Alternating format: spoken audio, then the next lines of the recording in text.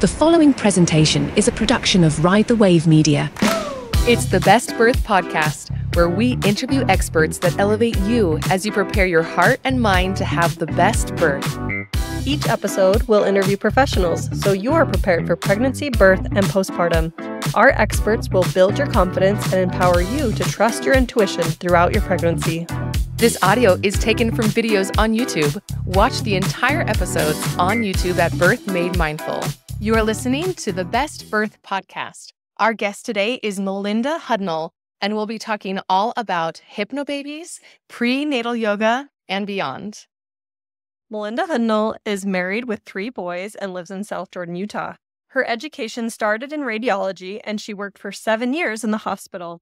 After having her first baby in the hospital that she worked at, she knew she had to figure something out if she was going to have another baby because the epidural didn't work. She is a certified birth doula, yoga teacher, certified in prenatal yoga, and recently certified in microcurrent neurofeedback. Welcome, Melinda. Hi, thanks for having me, ladies. Happy to be here. So we'll start with hypnobabies. What is hypnobabies, and is it effective for pain management in birth? Yeah, so hypnobabies is a type of childbirth class that someone can choose to take to prepare to have their baby. And there's lots of different childbirth classes available, and there are great options. I ended up choosing the hypnotherapy route for my second because I felt that it was good for me to get out of my head and just let my body do what it needed to do. Where when I had my first baby, I just walked in there like, hey, I'm here to have a baby. Didn't do much research or education. And so, so the hypnobabies, or like the hypnosis idea around childbirth, is to bring your mind into a state where you are so internal that you're just letting your body do what it needs to do. Calming the mind, relaxation. So they have like relaxation techniques. They talk a lot about like it's the fear, attention, pain cycle. And so really just trying to train the brain, the body, the mind, how to come into the calming state and just let the body do what it's made to do. So you said you came to the topic because after your first birth, you didn't feel like the epidural was working very well?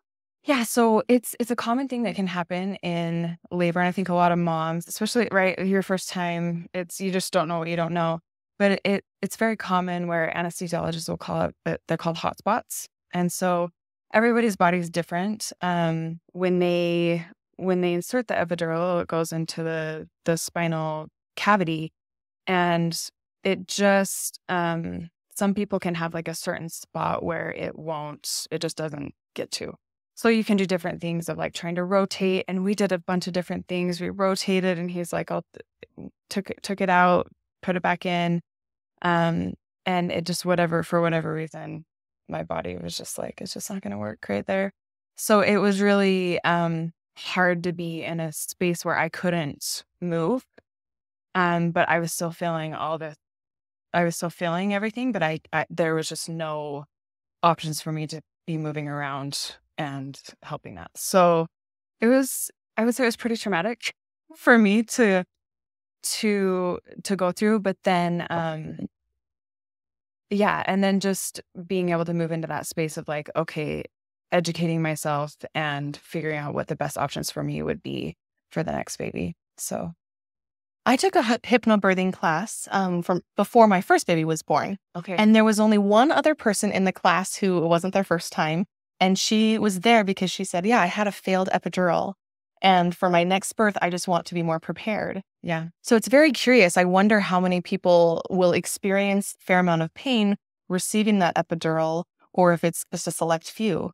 I think there's a misconception with the epidural where it's like, oh, it's going to take everything away. And it really doesn't, right? Like it's an awesome tool, totally needed in whatever different situations, but it's not going to take everything away. And we still need to have tools and things in our pockets to move through. Well, and most people don't get the epidural right when their first contraction starts either. Right. So you might need some tools before you're able to get the pain 100%. medicine. 100%. Yeah. What are some of those tools or techniques that you could use, or the elements from Hypnobabies that are the concepts to help you relax? Yeah. Yeah. So there's a lot of breathing techniques, which is huge. Like running a marathon, right? So being very aware of like physical things. So there's breathing techniques, mindfulness, positive affirmations, like visualization. It's really important to visualize, like, our minds are so powerful and like what we tell ourselves, right? And ultimately at the end of the day, like, we don't know what's going to happen at our birth, but we can have these tools and we can be prepared and have these things in our pockets to give us the best chance. Are there scripts that are recorded or that you can read throughout the labor? Yep. So if you take a Hypnobabies class, you'll have an instructor and it's a 6-week course, and there's awesome instructors all over the world, I think now, they'll read the scripts. And so you practice them and then you listen to these scripts, just like you can even have them in earbuds during labor.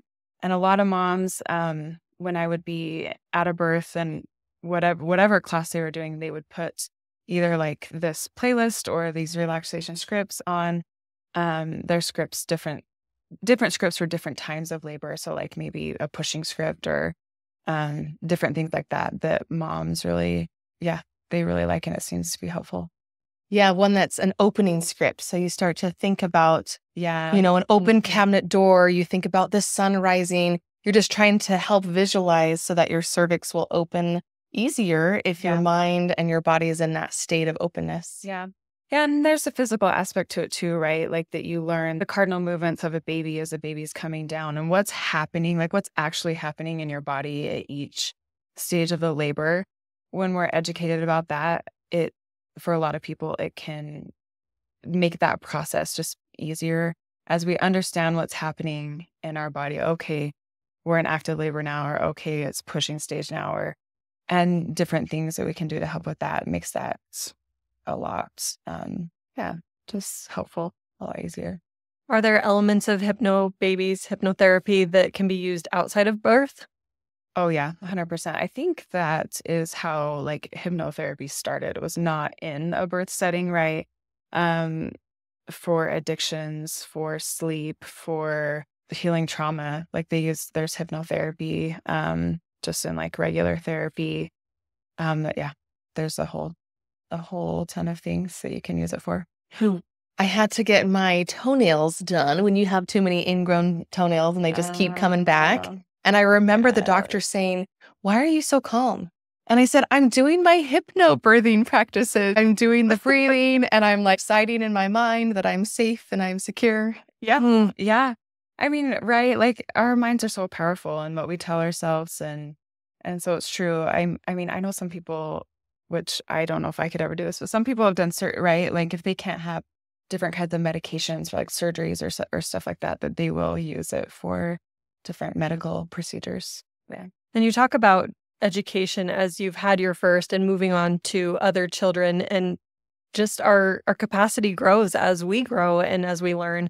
I also use some techniques when I am in pain and I haven't even had a hypnobirthing class. And so it can only build on each other when you have those tools. I have been receiving acupuncture with my pelvic floor therapy, and she even said, "You hardly flinch, you hardly, move." And it's so interesting to be able to see ourselves, be able to handle more than we thought. Yeah, absolutely.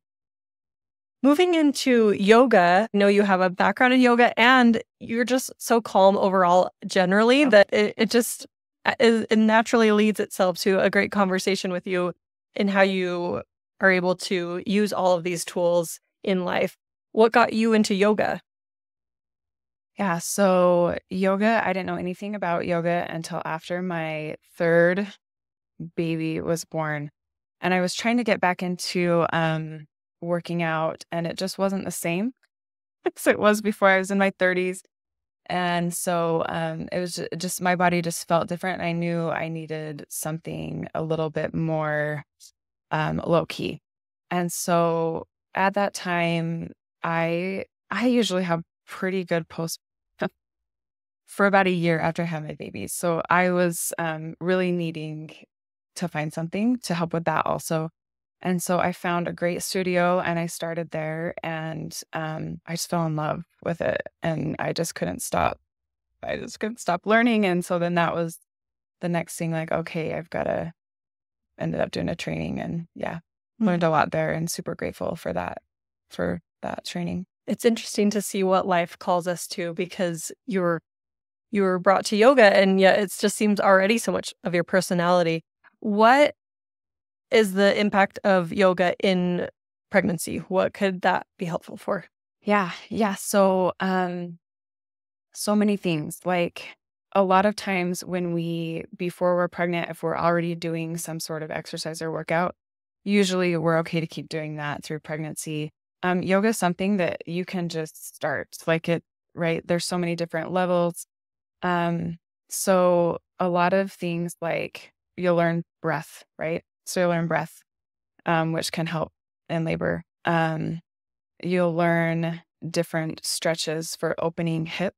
So hips, pelvic floor stuff, right? So learning how to control pelvic floor, for postpartum, so after. So a lot of time we have the diastasis recti, which is the separation of the abdomen, and really just easing back into those as we come back to exercising or moving our bodies. Those hard-hitting activities are just going to kind of wreak havoc on that area. So just being really mindful of that. There's a lot of great core stuff for that. So when I went to see my pelvic floor therapist, I was like, gosh, I hadn't gone. And I tell all the moms, you know how you do. You tell all the moms, then you don't go yourself. But so when I finally got there, I was like, oh, check my pelvic floor. And I had been into yoga at that time for many years after. And she's like, you're great. And she's like, I think it's just your yoga that was helpful. So so lots of great things to learn there, and lots of supportive things. Like, if you are going to start during pregnancy, so many modifications that are doable and safe, and For some of the poses that are in yoga, if we start while we're pregnant, are they unsafe, like a downward facing dog? Are we not supposed to be inverted in a way that the blood rushes to our head? Yeah, so the inversions is one of the things that you'll just skip, right? So there's just ways around it, or you'll just skip it altogether. There's a lot of chair yoga when you're pregnant. So at some point when when that relaxin hormone starts in our body and everything starts to feel loose, and ligaments are stretching and allowing for baby to move down, a lot of chair yoga for the stability is great and can still give the benefits for what you're looking for. So things you'd want to avoid is inversions, lying on your back. So once we get to a certain point in pregnancy, when we lay straight on our back, it will put pressure on that vena cava. I want to say nerve. It's not a nerve. It's a vessel, the big one in our body. And so you'll come to like 45-degree angles, prop yourself up so you're not all the way on your back. It's kind of like sleeping in pregnancy, right? You have to prop yourself up. So it's kind of the same in yoga. Yeah. I was taking a yoga class when I was pregnant with my third, but it wasn't specific to prenatal yoga. It was just a general class. Yeah. And so she would always say, you can be in the fetal position now instead of on your back. But we were doing a balancing or like a posture hold where we would hold it for a long time. She played Cakes Going the Distance, and we had to hold the pose for the entire song, which I think is over 3 minutes. And I just remember feeling like, if I can do this for 3 minutes, I will definitely be able to handle a contraction that's only 1 minute. 100%. Love it. 100%. Yes. Well, how has your experiences in hypnobirthing and yoga prepared you for what you're doing now with the neurofeedback? Yeah. So I was recently trained in something called microcurrent neurofeedback, and life is funny, right? How you are on this path, and it just feels like, life has just kind of taken me, like, I've had these little pieces and these different trainings, that have just meshed beautifully with the microcurrent neurofeedback. So the whole, I guess I'll tell you a little bit about that. So microcurrent neurofeedback, it's specifically called IASIS, is the type that I was trained in. It is bringing us back to a parasympathetic nervous state. So it's our rest and digest and calm. So opposite of our fight or flight. And it's done by placing little electrodes on different parts of our head and body. And it will bring us back to homeostasis with this treatment. And so it's so similar. Like it's all similar and along the lines of like what hypnotherapy does, what meditation, mindfulness, yoga does for us as well. So, yeah. It sounds like the perfect solution for a postpartum mom who might be, triggered by a lot of crying, a lot of noise, a lot of demands on her time. Is there a way to utilize some of these techniques at home, or is it always through a practitioner or a service? So the treatment is through a practitioner. It's a service, but this is the newest technology in that neurofeedback field, where traditionally it's pretty, like, the appointments are long. It's like an hour. These are 20 minutes, maybe 30 minutes. So if you can find someone local in your area, it's really it's just another great tool to have in your toolbox, to help us stimulate our vagus nerve to calm. Would be like the breathing, would be different things like tapping. There's lots of different things like yoga also that can help. What about some of the services, kind of like a deep float, or like some of those calming or red light therapy? Absolutely. It's all good in that healing space for sure. Yep. Can we talk just about the nervous system specifically for a little bit? Mm-hmm. What are some of the triggers that get our nervous system stimulated or heightened? Yeah, gosh, that's a great question. I think it's different for everyone, right? Because we're all so different. But I think mostly, well, if we're talking about moms and postpartum, right? We're sleep deprived. Our bodies are trying to replenish. Maybe we have other kids, but just trying to keep up with taking care of ourselves and taking care of the kids can be really overstimulating all the time. So it can just kind of help to calm, and also it helps us to the other thing with this is it's connecting neural pathways in the brain that may or may not be connected. So along with bringing us back to that parasympathetic, it's connecting these neural pathways that help us to just react to maybe a triggering situation that would have been triggering for us previously. We can interact with that in a different way. So it kind of shows us, okay, I can handle this. This is what I can do or not do, or this is the appropriate response, right? Maybe we need to put ourselves on timeout as a mom. Whatever it is, we can meet that trigger, that interaction in a different way.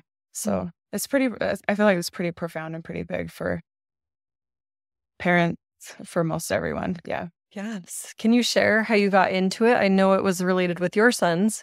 Yeah. So it just came through my kids.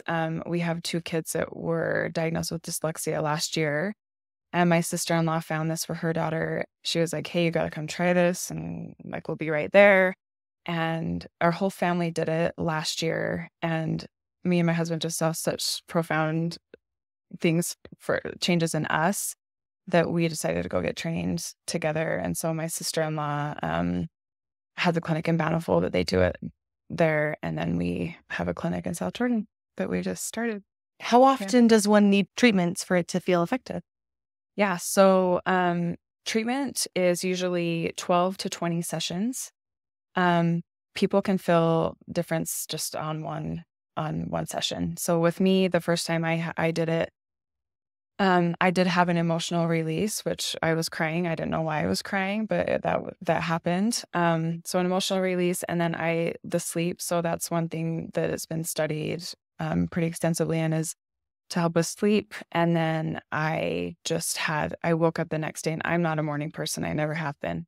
But I woke up at 5:30 without my alarm, just ready to go for the day. And I was like, okay, what happened right there? So that was pretty profound for me. And so I feel it for myself, and different clients have seen improvements with just after one session.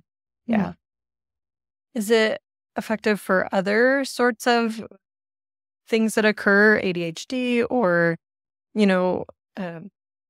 things that are common like that? Yeah, definitely. So the things that it has studies around are sleep, depression, anxiety, and PTSD.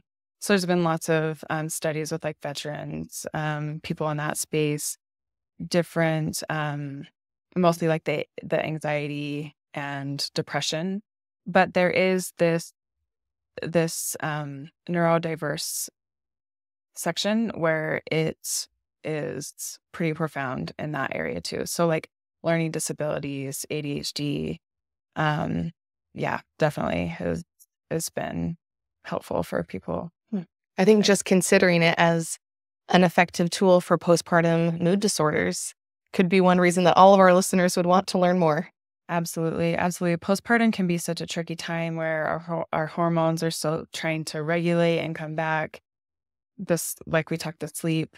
So even if it's just to help a mom sleep and try and get deeper sleep when she can get it,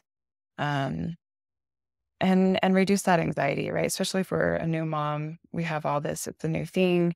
There can be lots of anxiety around that. So yeah, absolutely. Well, this conversation has been incredible. Do you have any additional resources that you'd like to share with our listeners today?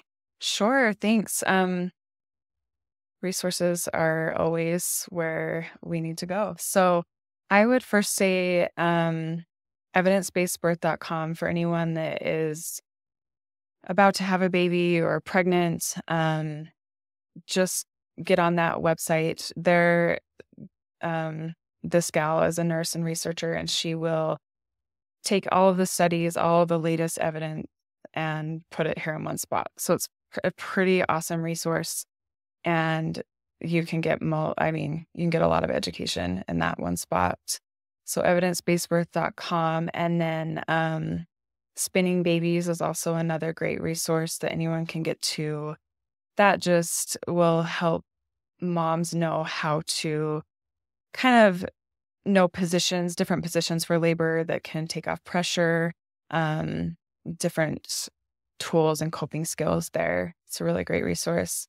And then also, if you've had a baby, if you've had a cesarean and are looking to have a vaginal birth next, there's the VBAC Link that's local here to Utah. That's such a great resource. So yeah, we'll give you all the resource and evidence-based stuff on having a VBAC. Thank you. Our Mom Squad secret for the week comes from Cassie. She says, choose a doula you really vibe with. Unless it's necessary, things generally go smoother without intervention. But sometimes interventions are needed, so choose a provider that you trust who is truly supportive of your goals. And I just love that she says, choose a doula you really vibe with, just talking about the energy and the connections that we make. I tend to be kind of anxious and high energy. So when I'm with someone who can calm, that my husband is that person, it just feels a lot better in the situation when we have that balance. Melinda, thank you so much for being on the podcast today. Thanks so much for having me, ladies. Thanks for joining us on today's episode. We hope you've been elevated and inspired by this week's expert. Subscribe today so you never miss an episode. And please share our podcast or post on your social media so that other moms and dads-to-be can also have the best birth. Please note that the information provided is based on the expert's insights and personal experience. It is not intended as medical guidance. Please seek the advice of your medical provider as it applies to your specific condition.